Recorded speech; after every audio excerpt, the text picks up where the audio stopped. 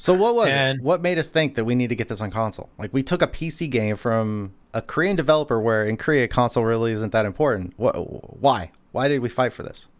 well, because it's a big audience, right? It's actually a bigger audience, I think. Well, it depends how you look at it for certain genres. But yeah, I mean, it's a means to expand your audience. It's for NMAS, it was a means to expand our capabilities, right? Like to publish on these platforms. And I think it was our ambition for a while. The leadership at NMAS was, I think, really driving for it with Bluehole. And eventually, I think we built a good enough business case.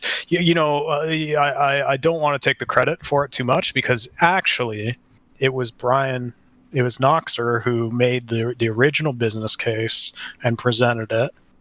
And while it didn't get traction at that specific time, it was the basis for eventually getting there. Like it was the worm in the ear, And then I think that's when they really started to consider it as a possibility. Like there was a sound business case here. Whether they were willing to take it on at that time or not, they weren't. But later they were, right? And at that time, I was in the best position, I guess, to lead it among anyone. We had new product managers running the PC version. I sunset. This was after PUBG. I sunset ZMR, which was heartbreaking, and then I moved on to that after training up, the new PMs. We started from nothing, and so did Bluehole. And you'd be like, it was amazing. Like some of the early builds, right? Like they were so non-functional, nothing worked. The whole screen is green. It was a struggle, man, because they'd never developed a console game Yeah. before. The UI was an adventure. Oh yeah, There were iterations of that. Yeah, and we never published one either. We didn't even have an Xbox or a 360, or Yeah. I'm sorry, a PS4 or an Xbox One in the office. Yeah, started from zero. But good on them. I think they put together a good port. I mean, a functional one. Like, I mean, what I'm trying to say, forgive me, is I think it was highly playable. The design aspects of it were well done. If some of the technical aspects were maybe could have been better. But they got there with that stuff too, I think. But yeah, it was a lot of work. And in that case, other people were running different games at NMAS. And I was kind of left to my own devices alongside our platform team, the tech team, to kind of figure it out. And that was a big difference for us too. We'd been building this in-mass ecosystem with our account management, and this was relying on Xbox and PlayStation and their platforms. Like that's a lot of stuff that we didn't know. It's a lot of development on the back end. Oh yeah, to get the game running is one thing, right? And that was on the studio. For us, it was getting our platform, account system, the business components free to play running. EMP, the works, in-game store, launcher. Yeah, and that stuff's all tough. And then the other thing I think that we learned is like you sacrifice a little bit of control over the game, right? You can't just deploy patches willy-nilly. You have to plan for them. They need to go through testing. So I think it did demand a certain amount of diligence on the part of us and Bluehole to like figure out like, all right, we need to make sure like a build was locked up and airtight before you ship it. And at that time, we were still very heavily involved in data sheets on TERA PC. Like it was a multi-day process to go in and regionalize the game. But here is a situation where we don't touch the data sheets at all. We don't have those servers. Yeah, and at that time they became fixed, right? Because they had to be.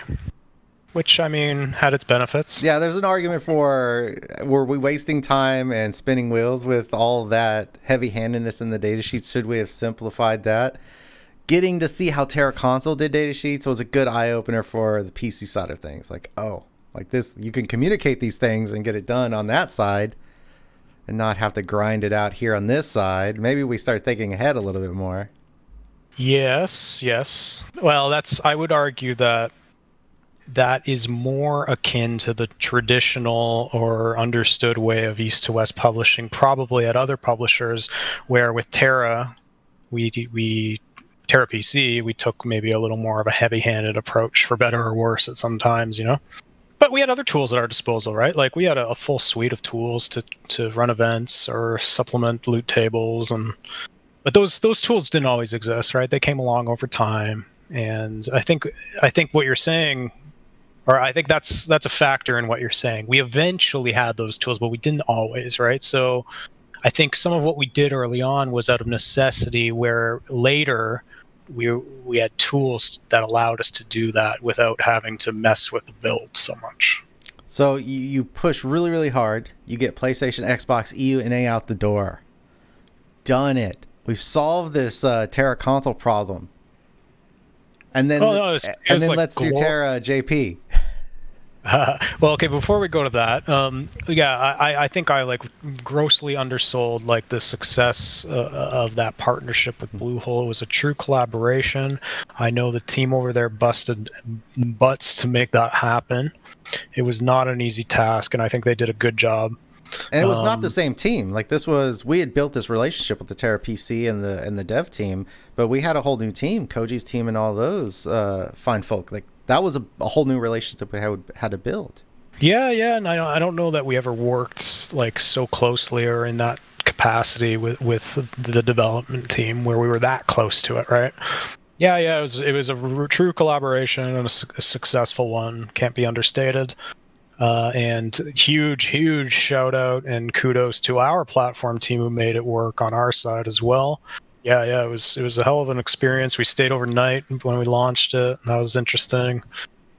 I have all these gray hairs now as a result of it.